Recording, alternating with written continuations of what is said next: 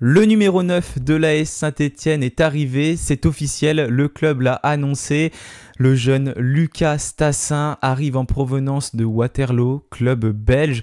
Un joueur que je ne connais pas, que j'ai essayé de découvrir en préparant cette vidéo. J'ai vu des interviews de lui notamment et pas mal de petites choses. En tout cas, ça a l'air d'être un joueur très prometteur en Belgique. Tout jeune, âgé de 19 ans, on va essayer de le présenter dans cette vidéo. Avant de commencer, n'oubliez pas de vous abonner, de liker la vidéo et on se retrouve juste après le générique.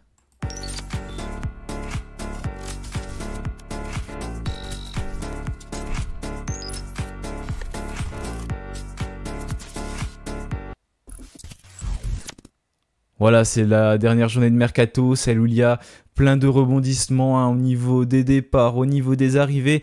Ça bouge dans tous les sens. Et là, ça y est, Saint-Étienne tient un avant-centre. Il est tout jeune. Donc, tout simplement, c'est un joueur qui est prometteur, mais à qui il manque pour l'instant de l'expérience. On va voir si du côté de Saint-Étienne, il va réussir à s'adapter rapidement. Si Ibrahim Sissoko va pouvoir l'épauler. Pareil pour Ibrahima Ouadji. Voilà, il va être bien entouré. Donc, je pense que ça peut être une bonne nouvelle pour Saint-Étienne. Alors, au niveau de son identité, donc il s'appelle Lucas Frédéric Stassin de son nom complet. Il est belge, il est né le 29 novembre 2004, il va donc sur ses 20 ans. À Braine-le-Comte, donc en Belgique, il est âgé de 19 ans, il mesure 1,83 m, c'est un avant-centre. Et son pied fort, c'est le droit. C'est notamment le fils de Stéphane Cassin, un ancien joueur du club d'Anderlecht, un club que l'on connaît bien, que l'on a affronté en Coupe d'Europe il y a quelques années. Et c'est un club dans lequel il a joué et qu'il a quitté il n'y a pas si longtemps que ça. On va revenir d'ailleurs sur son départ parce que ça a été pas mal évoqué. Alors au niveau de son parcours junior, il a débuté le football au Stade Brennois, un club qui a vu naître et éclore de grands joueurs comme Eden et Torgen Hazard, donc les deux frères. En 2014, à seulement 9 ans, il rejoint le centre de formation du RSC Anderlecht. Et lors de sa formation là-bas, il est rapidement repéré pour son efficacité devant le but. Et puis d'ailleurs, beaucoup de monde se disait que on n'a jamais vu un joueur de cet âge-là marquer aussi facilement depuis un certain Romelu Lukaku. Donc c'est une comparaison assez intéressante et qui a beaucoup de promesses. Bon, bien évidemment, ça ne reste que des mots qui ont été dits quand il était tout jeune, donc ça ne veut rien dire de spécial. Mais voilà, je voulais relever ça parce que je trouvais quand même intéressant et ça montre qu'il y a beaucoup d'attentes, en tout cas en Belgique, autour de ce joueur. Donc il a débuté à Anderlecht, il a signé son premier contrat professionnel en 2021 à l'âge de 16 ans. Il patientera jusqu'à la saison 2022-2023 pour ses débuts en équipe première. En même temps, il est tout jeune, on ne va pas faire jouer un joueur de 16 ans, même si ça arrive parfois. Il faut mieux attendre un petit peu et là, à 19 ans, il est encore très jeune. Il a démarré aux alentours de 18 ans, ce qui est quand même assez intéressant pour lui. Donc ses premières minutes ont été avec les RSCA Future en Challenge Pro League. Il a marqué un but dès son deuxième match contre le Lommel SK. Il joue 29 matchs et il marque 15 buts. En équipe première, il fait ses débuts en octobre 2022, notamment en Ligue Europa conférence contre le club de West Ham. Il a failli marquer lors de sa première titularisation contre le club de Bruges, mais malheureusement pour lui, il a heurté le poteau. Il va rejoindre le club de Waterloo. Pourquoi? Il aurait bien aimé continuer à Anderlecht, il indiquait que c'était le club de son cœur, mais il a été déçu par le manque de temps de jeu et il a décidé de signer un contrat de 4 ans avec Waterloo en juillet 2023. Il a notamment retrouvé son ancien entraîneur des jeunes, Jonas Desroques. Et lors de la saison 2023-2024, donc il n'y a pas longtemps, c'était en début d'année 2024 même, il va subir une fracture du péroné. Donc en janvier 2024, mais il va revenir pour les playoffs et il a inscrit 3 buts et délivré 2 passes décisives durant ces 8 matchs-là. Et la saison 2024-2025, donc celle-ci, elle démarre très fort pour lui parce qu'il a beaucoup joué. Il a inscrit déjà 2 buts et délivré une passe décisive avec son club. Non, même plus, 2 buts et 3 passes décisives avec son club en 5 matchs de Jupiter Pro League. C'est un joueur forcément qui est très prometteur en Belgique, donc qui connaît les sélections nationales. Il a été sélectionné dans toutes les catégories de jeunes de la Belgique, notamment notamment de U15 à U21. Il a pas mal de sélections, il n'a pas forcément beaucoup marqué, juste en U16 où il a marqué un but. En tout, au niveau des sélections, il en a 5 avec les U21, 2 avec les U19, 3 avec les U18, 1 avec les U16 et 3 avec les U15. Donc voilà pour ce joueur qui gravit petit à petit les échelons, en tout cas avec les espoirs belges. Il est considéré comme l'un des grands espoirs du football belge. Il fait partie des 23 joueurs d'ailleurs appelés pour les qualifications de l'Euro Espoir 2025. Le directeur de son club de Waterloo, il a même déclaré Hassan Sentinkaya: c'est l'un des meilleurs finisseurs que j'ai déjà vu à l'œuvre. Il deviendra le numéro 9 à tirer des Diables Rouges. Voilà en tout cas pour ses propos où il le met vraiment en avant, en tout cas ce joueur. Encore une fois, ça reste que des paroles, etc. On va pas s'enflammer parce qu'il y a beaucoup de paroles comme ça sur beaucoup de joueurs, mais ça montre quand même que voilà, on attend beaucoup de lui. Mais il a 19 ans, il faut rester très prudent, même si ces chiffres data sont intéressants. On va y revenir dans quelques secondes. Justement, on va même y revenir tout de suite parce que je les ai mis... je les ai mis juste après. Donc on y reviendra dans quelques instants. C'est un joueur qui est efficace devant le but. Il marque pas mal quand il est capable d'être devant les buts et puis de tirer. C'est un joueur qui n'hésite pas également à faire des choix. Il a quitté Anderlecht pour rejoindre le club de Waterloo, malgré son jeune âge et malgré le fait qu'il aime beaucoup ce club d'Anderlecht. Et après sa blessure, on le voit avec cette fracture du péroné, il s'est tout de suite relevé et il a pu marquer des buts déjà très importants pour son équipe en fin de saison passée. Donc ça montre quand même qu'il a un sacré mental. Il a expliqué son départ du côté d'Anderlecht. Il a indiqué Anderlecht disait qu'il voulait me garder, mais le club n'avait pas de projet pour moi. Je voulais plus de minutes. Anderlecht reste ma maison et le club de mon cœur, mais je souhaitais progresser. Et il pense, ceux qui le connaissent bien, qu'il pourrait y avoir des intérêts de clubs européens. Donc c'était avant sa signature à Saint-Etienne. S'il continue comme ça, les portes de l'Europe vont commencer à s'ouvrir pour lui. Personnellement, je le vois bien finir en Bundesliga. Son père avait d'ailleurs joué dans ce championnat. J'ai aussi relevé des propos qu'il a indiqués par rapport à la data. On sait que c'est beaucoup utilisé à Saint-Etienne et ça a certainement été utilisé dans son recrutement. C'est des propos qu'il a tenus il y a quelques semaines dans une interview pour RTBF Actu. Quand l'entraîneur a parlé de mes data, je pense que c'était plutôt pour contourner le problème. Il cherchait un prétexte pour éviter le vrai sujet parce que je marquais quand même beaucoup de buts. Au niveau intensité et kilomètres de course, je n'étais pas, disait-il, le style d'attaquant qu'il voulait. Moi, je demandais juste un peu de crédit, pas d'être titulaire en équipe première, donc c'était à Anderlecht, juste recevoir des minutes de jeu et de la confiance. Aujourd'hui, je constate qu'avec les joueurs d'expérience qu'il a reçus, il est un peu moins centré sur les datas. Aujourd'hui, le foot est fait de données et de tablettes, il faut l'accepter, on mesure tout, on calcule les charges d'entraînement, de repos, les courses, etc.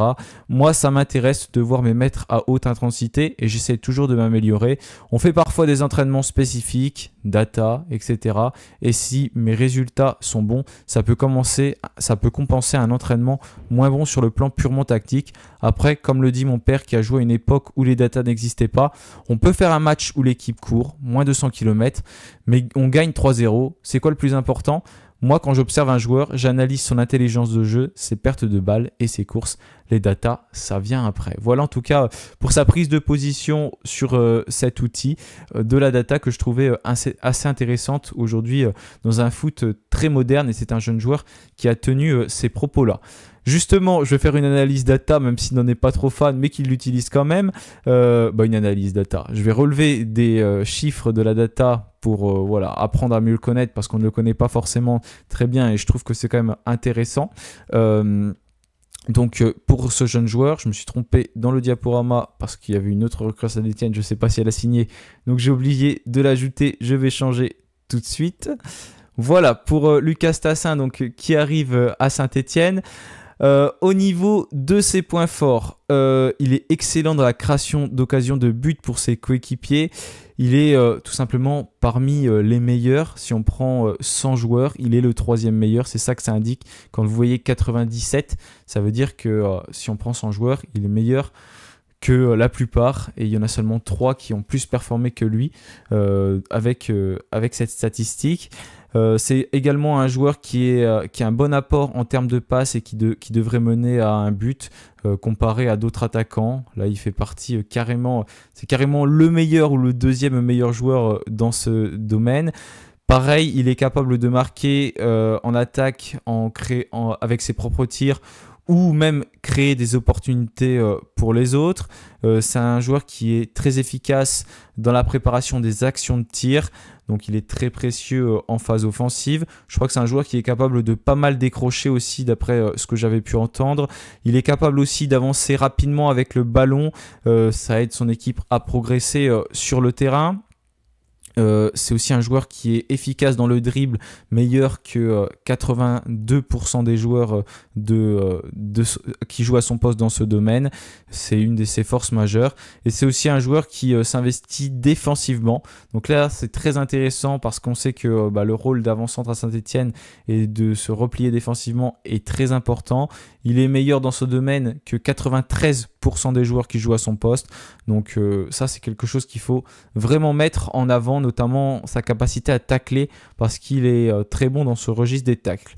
Au niveau de ses points faibles, donc par rapport aux gens qui jouent à son poste, aux autres joueurs qui jouent à son poste, il est très peu impliqué dans les phases défensives, pas dans les phases défensives comme je vous l'ai évoqué tout à l'heure, mais plutôt pour bloquer un tir, une passe, c'est-à-dire contrer un tir, stopper une action dans les interceptions. C'est plutôt dans ce domaine-là. Ça n'empêche pas le fait qu'il soit très investi dans le repli défensif, mais par contre c'est un joueur qui est capable de tacler, mais pour intercepter une balle comme ça qui arrive ou gagner un duel aérien, je pense que c'est pas là qu'il excelle forcément. C'est un joueur également qui est très attendu en attaque, mais il est relativement faible au niveau des dégagements défensifs, donc c'est ce que je peux lire.